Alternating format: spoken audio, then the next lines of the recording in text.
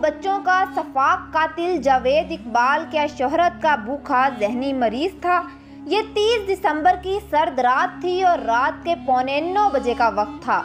लाहौर में पंजाब पुलिस के CIA headquarter में एक पुरहजूम प्रेस कॉन्फ्रेंस जारी थी, जहां पुलिस अफसरान ये वजाहत देने में मसरूफ थे कि पाकिस्तान का सबसे मतलूब सफाक कातिल उनकी गिरफ्त से कैसे बच निकला। ठीक इसी वक्त कुछ ही फासले पर लाहौर की मारूफ शाहरा डेविस रोड पर जंग अखबार के दफ्तर के सामने एक रिक्शा रुका, जिससे उतरने वाले शख्स को देखकर कोई ये अंदाज़ा नहीं लगा सकता था कि बाज़ाहिर माजूर नज़र आने वाला ये उडेर उम्र आदमी ही वो सफाक कातिल है, जिसका चर्चा गुज़िश्ता 4 हफ्तों से पाकिस्तान समेत पूरी दुनिया में हो रहा था। इस केस की अजीब बात ये थी कि इस जुर्म का इंकशाफ करने वाला कोई और नहीं बल्कि यही शख्स था, और अब वो अपनी ही मर्जी से गिरफ्तारी देने आया था। अखबार के इस्तकबालिया के दफ्तर में मौजूद मुनीर हुसैन को जब इस शख्स ने अपना तारुफ करवाया तो वहाँ चंद लम्हों के लिए खामोशी छा गई। वो उडेर उम्र शख्स अपना तारुफ करवाते हुए बोला, मैं हूँ जावेद इकबाल, 100 बच्चों का कातिल। जावेद इकबाल जंग अखबार के दफ्तर ही गिरफ्तारी देने क्यों आया था? क्या वाकई इसने 100 बच्चों को कत्ल किया था या मामला कुछ और था? जावेद इकबाल की जानिब से अपने जुर्म की इत्तला सबसे पहले किसको दी गई? क्या जावेद इकबाल शोहरत का भूखा एक जहनी मरीज था या फिर सफाक कातिल? इन सवालात की तह में जाने से पहले जावेद इकबाल के माजी पर नज़र डालते हैं, जिस पर चलकर वो पाकिस्तान के सबसे सफाक सीरियल किलर बने। मोहम्मद अली के ख़ानदान को तकसीम हिंद के बाद इंडिया से नकल मकानी करनी पड़ी तो इन्होंने लाखों पनागाहों की तरह लाहौर का रुख किया। लाहौर में लोहे के पाइपों की दुकान से होने वाली खातिर ख्वाह आमदन मोहम्मद अली के बड़े ख़ानदान के लिए काफ़ी थी, जिसमें 5 बेटे और 4 बेटियां शामिल थी। जावेद इकबाल भी मोहम्मद अली के बच्चों में से एक, मगर कुछ मुख्तलिफ थे। जावेद इकबाल के बड़े भाई ज़ियाउल हक ने BBC से बात करते हुए बताया कि जावेद बचपन ही से ज़िद्दी, झगड़ालू और जुनूनी बच्चा था। हर जायज़ नाजायज़ बात मनवाता था। वालिद ने अगर किसी बात से इनकार कर देते तो धमकियां देता था। जैसे जैसे जावेद इकबाल की उम्र बढ़ती गई, उनके वालिद मोहम्मद अली की परेशानियों में इजाफा होता चला गया। ज़ियाउल हक के मुताबिक जावेद इकबाल के जहन में उल्टे सीधे ख्यालात आते, कभी किसी से झगड़ा करता तो कभी किसी से। भाइयों और बहनों से भी बदतमीज़ी करता, लेकिन कभी कभार, लेकिन सिर्फ बातों की हद तक। वालिद अलबत्ता इसकी हरकतों से बहुत परेशान रहते थे। ज़ियाउल हक के मुताबिक उनके ख़ानदान के एक बुज़ुर्ग ने जावेद को देखकर कहा था कि जावेद इकबाल नाम पैदा करेगा, चाहे नेक नामी में करे या फिर बदनामी में। इन्होंने कहा कि जावेद को बचपन ही से शौक था कि इसका दुनिया में नाम हो। जावेद इकबाल के पुराने दोस्त नसीम मुर्शद उर्फ बावा ने BBC को बताया कि Javed Iqbal railway road college में पढ़ता था, वहां से इसे बुरी आदतें पड़ी। 17 सितंबर 1998 को पेश आने वाला वाकया क्या सच था या फिर जावेद इकबाल की मनगढ़ंत कहानी थी? सन 1998 में जावेद इकबाल लाहौर के इलाके गाजियाबाद में रिहाइश पजीर था, जब इसके साथ एक ऐसा वाकया पेश आया जो इसे मौत के दहाने पर ले आया। बाद में इसी वाक़े को बुनियाद बनाकर जावेद इकबाल ने 100 बच्चों के कत्ल का मंसूबा बनाया। जावेद इकबाल ने अपनी डायरी में इस बारे में कुछ यूँ लिखा, मैं बहुत खुशो खुर्रम रहता था। 2 वीडियो गेम्स की दुकानों से रोज़ाना 500-700 रुपये खर्च आता था। 15 सितंबर को यादगार मीनार पाकिस्तान सैर के लिए गया। मैंने एक 18 साल का लड़का देखा। काम का पूछा तो वो राज़ी हो गया। 2 मोड़िया पुल से गुजरा तो एक और नौजवान मिला, इसे भी काम का पूछा तो साथ आ गया। पहला नारोवाल का था और दूसरा कोहाट बनू का। 17 सितंबर को मकान का सौदा कर दिया और रात कमरे में मैं बेड पर सोया और अरबाब समेत दोनों नए मुलाजिम नीचे फॉर्म के गद्दों पर। कमरे की चाबी मेरे गद्दे के नीचे थी। तकरीबन 8 अक्टूबर को होश आई तो वालदा के घर था। मैं बहुत तकलीफ़ में था। वालदा ने बताया, तुम्हारे साथ हादसा हुआ है। मुझे पता चला कि 17 सितंबर की रात कत्ल कर दिया गया था। छोटा बच्चा अरबाब भी कत्ल कर दिया गया था। जावेद इकबाल ने डायरी में दावा किया कि इस रात इसके 2 नए मुलाजमीन ने रात में अरबाब नामी मुलजिम से जिनसी ज़्यादती की कोशिश की और शोर मचाने पर इसे कत्ल कर दिया, जबकि खुद इसको भी सोते हुए मार गए और घर के सारे पैसे भी चुरा कर ले गए। असल हकीकत कुछ और ही थी। थाना गाजियाबाद में 239 का मुकदमा जावेद इकबाल के भाई परवेज़ इकबाल की मदियत में दर्ज हुआ, जिसकी तफसील के मुताबिक परवेज़ इकबाल और इसका सबसे छोटा भाई सैयद इकबाल दोनों जावेद इकबाल से मिलने इसके घर गए तो जावेद उनके पहुंचने के कुछ देर बाद 7 साला अरबाब नामी मुलाजिम और एक मालशिए के साथ घर आया।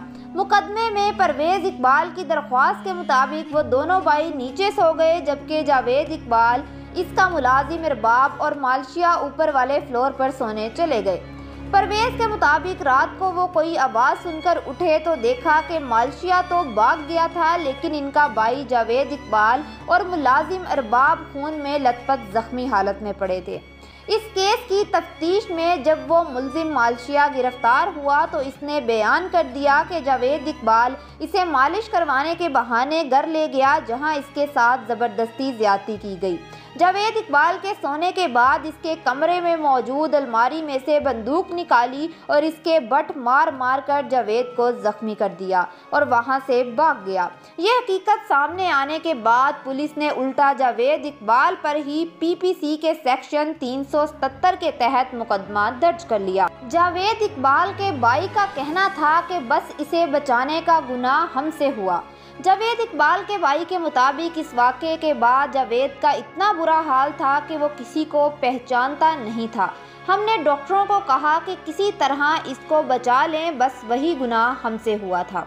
इस वाक़े के बाद कई माह तक जावेद का इलाज हुआ, जिसके दौरान इसकी वालदा ने ही इसका ख्याल रखा। जावेद इकबाल केस की तफ्तीश करने वाले साबिक डीएसपी मसूद अजीज़ खान ने बताया कि जावेद इकबाल ने तफ्तीश के दौरान इन्हें बताया था कि इस वाक़े के बाद इसने सोच लिया था कि इसका बदला लेना है। वो कहता था कि मैंने ऐसे आवारा घरों से भागे हुए 100 बच्चों को कत्ल करना है। वजूहात जो भी हों, जावेद इकबाल इस वाक़े के बाद 16 बी रावी रोड के उस मकान में मुंतकिल हुआ जहां 9 माह बाद इसने 100 बच्चों के कत्ल का दावा किया। जावेद इकबाल की डायरी के मुताबिक ये 20 फरवरी 1999 का दिन था और इसकी वालदा भी इसके हमरा थी। 3 कमरों पर मुश्तमिल 3 मरले का ये मकान, जो अब असल हालत में मौजूद नहीं है, लाहौर के यादगार चौक से चंद कदम के फासले पर ओल्ड रावी के किनारे एक ऐसी बंद गली में वाक़या था जिसके आसपास चंद ही मकान थे। सैयद मुनीर हसन शाह इस इलाके में प्रॉपर्टी डीलर का काम करते थे। इन्हें आज भी अच्छी तरह वो दिन याद है जब जावेद इकबाल मकान किराए पर लेने के लिए उनके दफ्तर आए थे। सैयद मुनीर हसन शाह ने बताया कि इसे 3-4 लोगों ने सहारा दिया हुआ था। वो ये मकान किराए पर लेना चाहता था, जो एक रिटायर ब्रिगेडियर साहब का था। बीमार सा बंदा लगा था। मैंने सोचा इसे कुछ हो गया तो क्या होगा, इसलिए मैंने शख्सी ज़मानत मांगी। इसके एक रिश्तेदार जो लक्कड़ मंडी में रहते हैं, इन्होंने मुझे कहा कि इसको मकान किराए पर दे दें। मैंने 500 रुपये कमीशन लिया और 2000 रुपये माहाना पर 1 साल के लिए इसे मकान किराए पर दे दिया। सैयद मुनीर हसन शाह के मुताबिक इस मकान में जावेद की वालदा, बीवी और एक बच्चा भी कभी कभार रहने आते थे। क्योंकि अक्सर मैं किराया लेने जाता था तो जावेद की वालदा ही किराया दिया करती थी। ये वो वक्त था जब जावेद इकबाल के माशी हालात वक्त गुजरने के साथ साथ बद से बदतर होते चले गए। अब ना तो कोई कारखाना था और ना कोई वीडियो गेम की दुकानें जहां से रोज़ाना की बुनियाद पर कमाई होती। जावेद इकबाल ने अपने भाइयों से मदद और पैसों का मुतालबा करना शुरू कर दिया। यही वो वक्त था जब जावेद इकबाल ने 100 बच्चों के कत्ल के इरादे को अमली जामिया पहनाना शुरू किया और 16 बी रावी रोड मुंतकिली इस मंसूबे का पहला कदम था। जावेद इकबाल की डायरी के मुताबिक बच्चों के कत्ल के सिलसिले के आगाज़ 20 जून 1999 को हुआ और 16 जुलाई को इसकी वालदा के इंतकाल के बाद इसमें तेजी आती गई। इसी डायरी के मुताबिक आखिरी कत्ल 13 नवंबर को किया गया। इस केस में अहम सवाल ये था कि वो बच्चों को कहां से पकड़कर लाता था। तो इसकी डायरी में लिखा था कि हम पापड़ बेचने के बहाने बच्चों को लाते थे। नदीम उर्फ दीमी की उम्र लगभग 12 बरस थी जब इन्होंने अपने घर को खैरबाद कहा था। पढ़ाई से दिल उठ चुका था, बस लाहौर आ गया। नदीम को जावेद इकबाल केस में मतहत अदालत से मुआवनत पर मिली सज़ा बाद में वफाकी शरई अदालत ने ख़त्म करके इसे बरी कर दिया। नदीम ने बताया कि 12 साल की उम्र में घर छोड़कर जब वो लाहौर पहुंचा तो मीनारे पाकिस्तान पर एक दिन उनकी जावेद इकबाल से मुलाकात हुई। इसने पूछा, काम करोगे? मैंने कहा करूँगा। ये तो अब याद नहीं कि उसने क्या तनख्वाह बताई थी, लेकिन इसके रहने की जगह, खाने पीने और कपड़े देने का वादा किया था तो मैं इसके साथ चला गया। नदीम के मुताबिक इसको कहा गया कि वो पापड़ बेचने मीनारे पाकिस्तान और दाता दरबार जाया करे और वहाँ पर अपने जैसे घर से भागे हुए और बच्चों को भी काम के बहाने लाया करे। नदीम के मुताबिक इसने रावी रोड के इस घर में तकरीबन 15 रोज़ गुजारे। इसी दौरान वो 6 से 16 साल के 13-14 बच्चे लेकर आया। हर रात इस घर में 3 से 4 बच्चे मौजूद होते थे। सब सुबह काम करने चले जाते, कुछ वापस आ जाते थे, घर में ही खाना खाते और वहीं पर सो जाते। नदीम की उम्र इस वक्त 12 साल थी। इसका कहना था कि वो ज़्यादा वक्त घर के पहले कमरे में ही रहते थे, जहां एक टीवी और एक बेड मौजूद था। जावेद इकबाल तो ज़्यादातर घर में बेड पर बैठा टीवी पर अंग्रेज़ी फिल्में देखता रहता, कभी कभार बाहर चला जाता, इससे कोई मिलने नहीं आता था वहाँ पर। नदीम का कहना है कि जितना अरसे वो इस घर में रहा, इसने ना तो किसी बच्चे को कत्ल होते देखा और ना ही किसी बच्चे से जिनसी ज्यादती की गई। मैं नहीं जानता वहाँ क्या हुआ, हम तो और किसी कमरे में नहीं जाते थे, हमारे सामने ऐसा कुछ भी नहीं हुआ। नदीम के वालिद यासीन ने बताया कि 30 नवंबर को नदीम अचानक घर वापस लौट आया। हमने तो अपने बच्चे को कुरान हिफ्ज करने की गर्ज से करीबी मदरसे भेजा था, लेकिन कुछ अरसे बाद पता चला कि ये वहाँ से भाग गया है। यासीन के मुताबिक इन्होंने नदीम को बड़ा ढूंढा लेकिन वो नहीं मिला। कई हफ्तों तक इससे कोई राब्ता नहीं था। फिर 30 नवंबर को वो खुद ही घर लौट आया। वहीं दूसरी तरफ प्रॉपर्टी डीलर का कहना था कि गली में कभी भी किसी ने इनकी शिकायत नहीं की थी। सैयद मुनीर हसन शाह आज भी ये मानने को तैयार नहीं कि जावेद इकबाल ने इस घर में 100 बच्चे मार दिए थे। इनके मुताबिक इस वक्त गली में सिर्फ 4 घर थे और गली के बाहर पंचर लगाने वाला और चाय वाला होता था। अगर अंदर बंदे जाते तो उनको कभी तो पता लगता कि अंदर कोई जा रहा है। मेरे ख्याल में इस घर में 100 बच्चों का कत्ल नहीं हुआ, मैंने नहीं देखा। गली में भी कभी किसी ने शिकायत नहीं की। सैयद मुनीर हसन के मुताबिक इस घर के बिल्कुल सामने भी एक घर था और साथ वाले घर में भी फैमिली रहती थी, जबकि घर की पिछली दीवार भी बहुत ऊंची नहीं थी। साथ वाले घर से अंदर नजर आता था, मगर कभी किसी ने नहीं कहा कि वहां से तेजाब या कुछ जलने की बदबू आती है। जावेद इकबाल का पहला एतराफ़ी खत ये तो पागल शख्स था। इस केस में सिर्फ हमसाया और प्रॉपर्टी डीलर ही सवाल उठाते नजर नहीं आए, बल्कि अजीब बात यह है कि पुलिस ने भी जावेद इकबाल के एतराफ़ी खत के बाद ये मानने से इनकार कर दिया कि वो कत्ल भी कर सकता है। ये बात इस केस के मंजर आम पर आने से कुछ ही अरसा पहले की है, जब जावेद इकबाल के पहले एतराफ़ी बयान के मुताबिक वो 100 बच्चों का कत्ल कर चुका था। जावेद इकबाल ने पुलिस के आला अहकाम के नाम खतूत लिखे, जिसमें इसने 100 बच्चों को कत्ल करने का इतराफ़ करते हुए तमाम तफसीलात भी मुहैया की कि इसने वो कत्ल कैसे, कब और कहाँ किए थे और इस वारदातों को अंजाम देने में इसका मकसद आखिर क्या था। इसने खतूत में अपनी एक डायरी का भी जिक्र किया था, जिसमें इन जराइम की मुकम्मल तफसीलात लिखी हुई थी। जावेद इकबाल का दूसरा खत।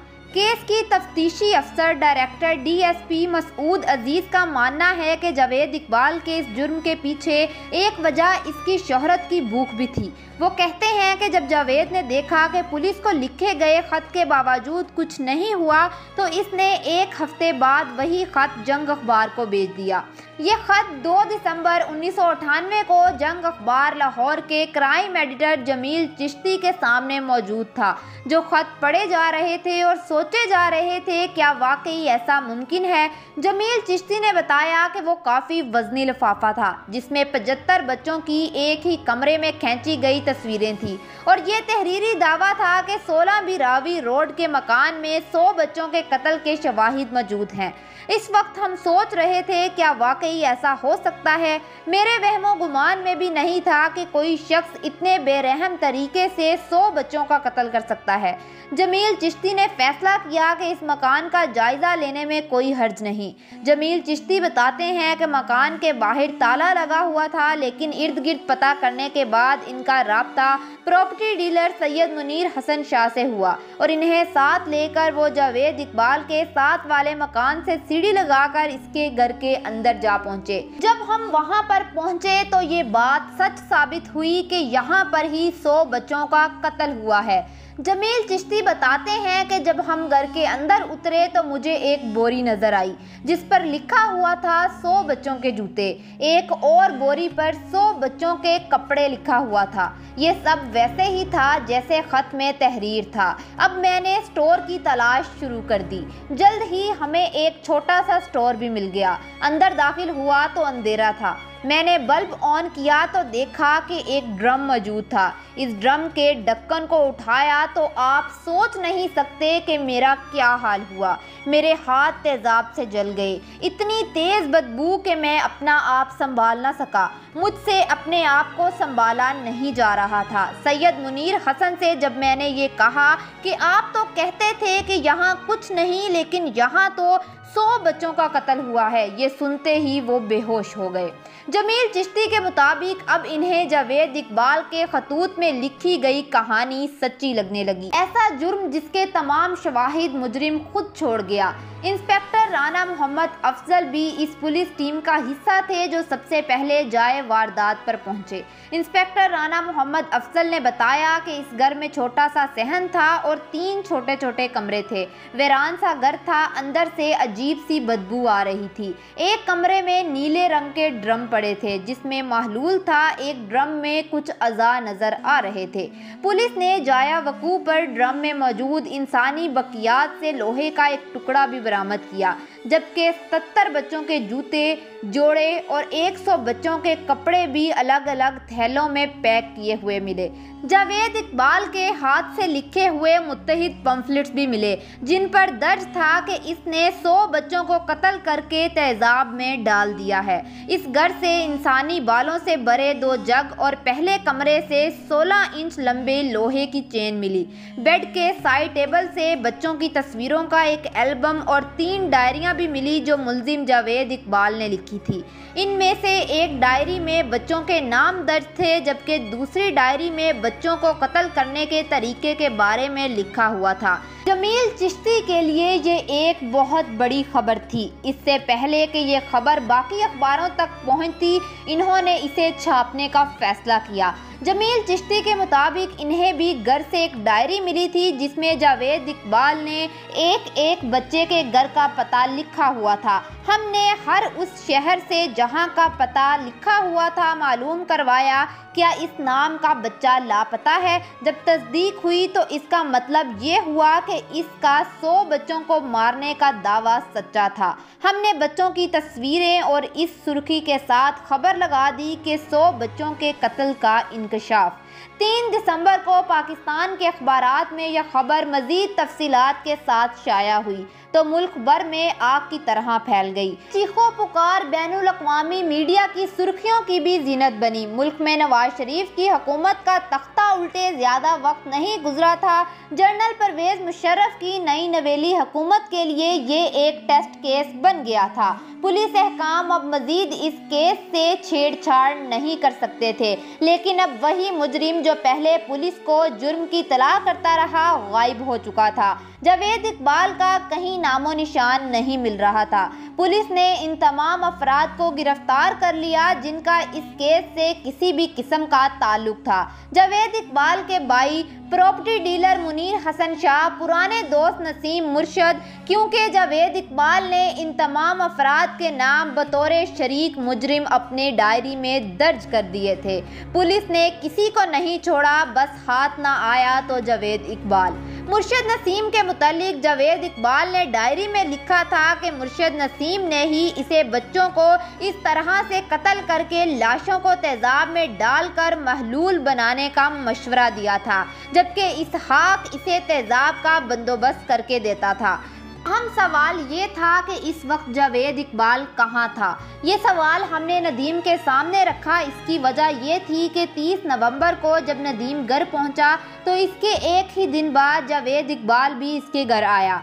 ये 1 दिसंबर की बात है। नदीम के वालिद ने बताया कि जावेद इकबाल और इसका साथी साजिद 1 दिसंबर 1999 को इनके घर आए थे। नदीम जब घर वापस आया तो इसके पास 4000 रुपए थे।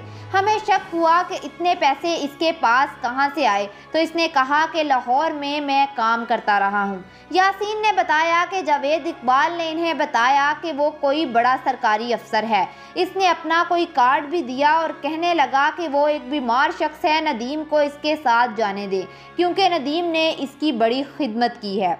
यासीन कहते हैं कि इन्हें क्या पता था कि वो ऐसे शख्स के हाथ अपना बच्चा दोबारा दे रहे थे जो इतने संगीन जराइम में मतलूब था। यासीन के मुताबिक वो खुद तीनों को एक बस पर बिठा कर आए थे।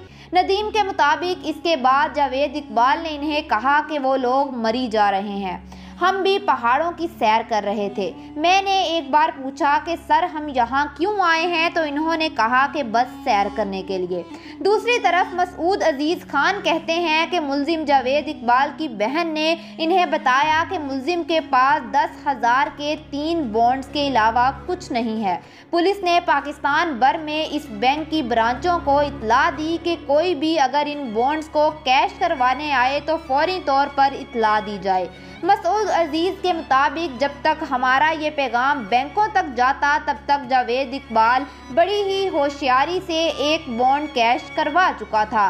दूसरा बॉन्ड कैश करवाने ये सराय आलमगीर एक बैंक में गया। सराय आलमगीर के इस बैंक में जावेद इकबाल ने नदीम और साजिद को भेजा और खुद बाहर खड़ा रहा। नदीम ने बीबीसी को बताया कि जैसे ही हमने कैश करवाने के लिए काउंटर पर चेक दिया तो इसने आवाज़ लगाई, बैंक का दरवाज़ा बंद कर दो। ये वही बंदा है जिसने 100 बच्चों को मारा है। जावेद इकबाल ये देखते ही फरार हो गया, लेकिन साजिद और नदीम पकड़े गए। नदीम का कहना है कि साजिद जावेद का ख़ास बंदा था और हर जगह वही इसके साथ होता था। मसूद अजीज़ कहते हैं कि बच्चों ने हमें बताया कि इनके पास एक कंबल था और ये ज़्यादातर होटलों की बजाय गारों में ही रहते थे। इस वजह से वो पुलिस की गिरफ्त में ना आ सके। सब लोगों को ये डर था कि कहीं जावेद इकबाल खुदकुशी ना कर ले। तारीख 30 दिसंबर हो चुकी थी। ये वो दिन था जब रात के 8:45 बजे जमील चिश्ती को इत्तला मिली कि जावेद इकबाल जंग के दफ्तर पहुंच चुका है। जमील चिश्ती के मुताबिक इन्होंने देखा कि जावेद इकबाल के होंठ खुश्क हो रहे थे। हमें डर महसूस हुआ कि कहीं इसने कुछ खा ना लिया हो। वाज़ह रहे कि जावेद इकबाल अपने तराफी ख़त में ये लिख चुका था कि वो खुदकुशी करने वाला है। जमील चिश्ती ने इस रोज़ जंग अखबार के दीगर स्टाफ समेत तकरीबन 2 घंटे तक जावेद इकबाल का इंटरव्यू रिकॉर्ड किया। जमील चिश्ती के बकौल इन्होंने जावेद इकबाल से इस केस से जुड़े हर तरह के सवालात किए, जिनमें से 100 बच्चों को कत्ल करने की वजह भी शामिल थी। इसने बताया कि इस पर हमला हुआ था जिसकी वजह से वो करीब अलमर्ग हो गया था और इसकी मां इसकी बीमारी के सदमे में ही चल बसी, जिसके बाद इसने तहैया कर लिया कि इन बच्चों की वजह से इसकी मां मरी है तो वो 100 बच्चों की माओं को रुलाएगा। जावेद इकबाल ने जमील चिश्ती को बताया कि इसने सिर्फ 100 बच्चों को मारने का वादा किया था। इसने कहा कि 100 का टारगेट पूरा हो गया। इस दौरान पुलिस सिक्योरिटी अदारे वहां पहुंच चुके थे। लोगों का एक बहुत बड़ा मजमा जंग अखबार के दफ्तर के बाहर लग चुका था। जैसे ही इंटरव्यू ख़त्म हुआ जावेद इकबाल को गिरफ्तार कर लिया गया। मसूद अजीज़ का कहना था कि जब मैंने पहली बार जावेद को देखा तो इसकी दाढ़ी बड़ी हुई थी, बहकी बहकी बातें करता था, लेकिन बोलचाल में बिल्कुल ठीक था। वो बहुत मुतमिन था, मुझे इसमें किसी किस्म की नदामत नज़र नहीं आई। अगर आपको हमारी ये वीडियो पसंद आई हो तो हमारे चैनल को सब्सक्राइब करें और हमारे फेसबुक पेज को लाइक करें। अल्लाह हाफिज़।